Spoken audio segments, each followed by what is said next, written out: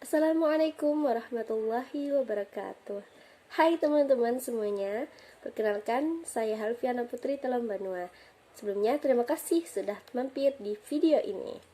Nah, saya dari kelas T Bio 2A dengan NIM 2130106022. Nah, dalam video kali ini kita akan membahas salah satu materi dari mata kuliah Crypto Game, yaitu mengenai Pteridophyta atau tumbuhan paku. Baiklah, tujuan pembelajaran kita pada kesempatan kali ini yaitu ada 5. Yang pertama, kita diharapkan mengetahui dan memahami tentang ciri-ciri umum atau bentuk umum dari Pteridophyta atau tumbuhan paku, kemudian struktur umum dari tumbuhan paku atau Pteridophyta, kemudian reproduksi Pteridophyta, kemudian klasifikasi Pteridophyta serta peranan baik yang negatif maupun positif dari tumbuhan paku atau Pteridophyta.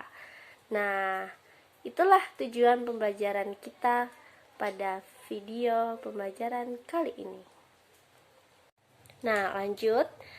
Pertama, kita harus tahu apa itu Pteridophyta atau tumbuhan paku. Nah, Pteridophyta ini itu berasal dari bahasa Yunani, yaitu terdiri dari dua kata, pteron yang artinya bulu dan phyton yang artinya tumbuhan. Pteridophyta atau tumbuhan paku ini tubuhnya itu sudah terbentuk kormus, yaitu memiliki akar, batang, dan daun sejati. Kemudian susunan daunnya seperti bulu atau menyirip. Pteridophyta ini disebut Cormophyta berspora karena dapat bereproduksi dengan spora. Nah, Pteridophyta ini juga termasuk tumbuhan vaskuler atau Tracheophyta karena sudah memiliki pembuluh angkut, silam atau pembuluh kayu, dan phloem atau pembuluh tapis. Terakhir, Pteridophyta atau tumbuhan paku ini dikenal dengan istilah pakis. Nah, setelah kita mengenal apa itu Pteridophyta, kita tentunya penasaran kan tentang mengenai ciri-ciri dari Pteridophyta. Nah, dari ciri-ciri tersebut kita bisa menentukan, oh, ini yang namanya Pteridophyta atau tumbuhan paku. Nah, apa saja ya ciri-cirinya? Nah, ciri yang pertama yaitu Pteridophyta ini bersifat fotoautotrof, yaitu dapat membuat makanan sendiri dengan berfotosintesis. Kemudian, Pteridophyta ini dapat hidup di berbagai habitat, misalnya di tempat lembab atau disebut dengan hygrofit, di air atau disebut dengan hidrofit, di permukaan batu, tanah, kemudian ada yang menempel atau epifit di kulit pohon. Selanjutnya, Pteridophyta ini tumbuh subur di daerah hutan hujan tropis. Nah, Pteridophyta ini berbentuk seperti tumbuhan tingkat tinggi. Tetapi Pteridophyta ini masih tergolong ke dalam cryptogame dan tidak termasuk ke dalam tumbuhan tingkat tinggi.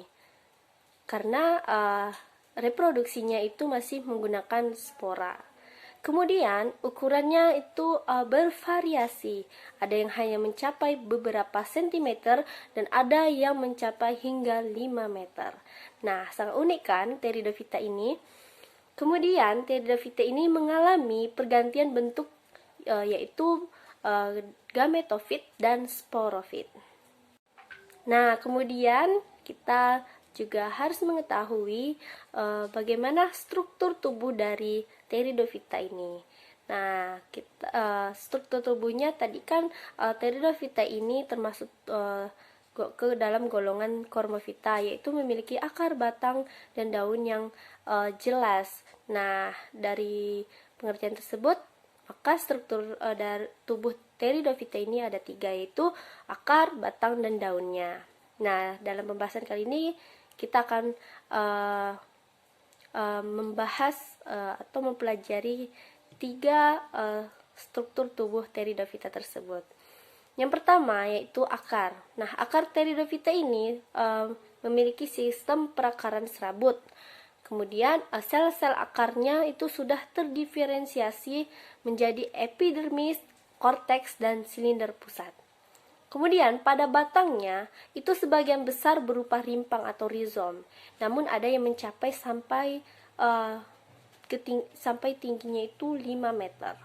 Kemudian pada batang Pteridophyta itu terdapat pembuluh angkut. Nah, struktur tubuh yang ketiga itu adalah daun. Daun Pteridophyta itu berdasarkan ukuran dan susunan anatominya dibedakan jadi dua, yaitu mikrofil dan makrofil. Sedangkan berdasarkan fungsinya, daun Pteridophyta itu dibedakan menjadi dua juga, yaitu tropofil dan sporofil. Nah, di screen di sebelah itu sudah ada gambar dari struktur tubuh Pteridophyta. Kemudian kita masuk ke dalam bagian reproduksi Pteridophyta. Nah, tumbuhan paku atau Pteridophyta ini dapat bereproduksi secara aseksual dengan stolon yang menghasilkan gema atau tunas. Nah, gema ini adalah anakan pada tulang daun atau kaki daun yang mengandung spora. Sedangkan reproduksi seksual tumbuhan paku itu ditandai dengan pembentukan sel kelamin jantan dan betina oleh alat kelamin atau gametangium. Nah, gametangium jantan atau yang disebut dengan antheridium itu menghasilkan sel sperma, dan gametangium betina atau archegonium itu menghasilkan sel telur. Nah, seperti pada tumbuhan lumut, tumbuhan paku juga mengalami pergilingan keturunan atau metagenesis. Nah, metagenesis itu pada Pteridophyta ini berbeda, yaitu antara paku heterospora dan paku homospora. Nah, pada metagenesis Pteridophyta, fase sporofit lebih dominan bila dibandingkan dengan fase gametofitnya. Kemudian, fase sporofit tumbuhan paku berupa tumbuhan paku itu sendiri yang bersifat diploid. Nah, sedangkan fase gametofitnya protalium yang memiliki umur pendek. Nah, protalium tersebut hanya berumur sekitar beberapa minggu. Nah, pada protalium ini juga terdapat antheridium dan archegonium yang berperan untuk menghasilkan sel kelamin jantan dan betina. Nah, teman-teman sekalian, di screen itu ada metagenesis Pteridophyta atau pergiliran keturunan dari tumbuhan paku ini. Nah, dapat kita lihat dari skema metagenesis tumbuhan paku. Di sana terdapat spora. Nah, awalnya itu dari spora atau N haploid itu mengalami mitosis. Kemudian setelah dia mengalami mitosis itu akan menghasilkan protalus atau protalium yang termasuk ke dalam fase gametofit atau haploid. Nah, kemudian dari protalium ini nanti akan terbentuk archegonium dan antheridium, di mana archegonium itu adalah sel kelamin betina yang akan menghasilkan sel telur, kemudian antheridium itu akan menghasilkan spermatozoid. Nah, ini juga dalam bentuk haploid. Nah, selanjutnya kita membahas klasifikasi dari Pteridophyta atau tumbuhan paku. Nah, tumbuhan paku ini diklasifikasikan berdasarkan perbedaan morfologi tubuhnya, itu ada menjadi 4 divisi, yaitu yang pertama Xylophyta atau paku purba atau disebut juga dengan paku telanjang. Nah, jenis paku ini itu sebagian besar telah punah, dan tumbuhan ini belum berdaun dan berakar, dan batangnya itu telah mempunyai berkas pengangkut, bercabang-cabang menggarpu dengan sporangium pada ujung cabang-cabangnya. Nah, sporofilnya itu menghasilkan satu jenis spora atau disebut dengan homospora. Contohnya Rhinia major dan Xylotum sp.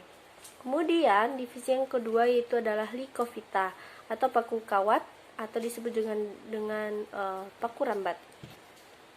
Nah, tumbuhan paku ini daunnya itu kecil, tersusun spiral, dan sporangiumnya itu terkumpul dalam strobilus dan muncul di ketiak daun dan batangnya seperti kawat. Contohnya itu adalah Selaginella sp, Lycopodium sp atau paku kawat, dan Lycopodium clavatum yang bisa dijadikan sebagai bahan obat-obatan. Nah, terakhir peranan dari Pteridophyta itu ada yang positif dan ada yang negatif. Nah, adapun peranan tumbuhan paku atau Pteridophyta yang positif itu antara lain sebagai tanaman hias. Nah, tanaman paku itu sering kita jumpai dalam kehidupan sehari-hari. Nah, guys, terima kasih telah menonton dan tetap stay dalam video pembelajaran kali ini. Itu dari awal kita membahas tentang Pteridophyta, dari ciri-ciri umum Pteridophyta, kemudian ada struktur tubuh Pteridophyta, kemudian ada reproduksi atau pergiliran keturunan atau metagenesis dari Pteridophyta. Kemudian kita telah mempelajari tentang klasifikasi dari Pteridophyta itu terdiri dari 4 divisi. Kemudian kita juga telah mengetahui peranan positif dan peranan negatif dari Pteridophyta ini.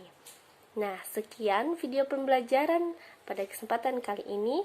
Semoga bermanfaat dan tetap semangat dalam belajar. Saya akhiri. Wassalamualaikum warahmatullahi wabarakatuh.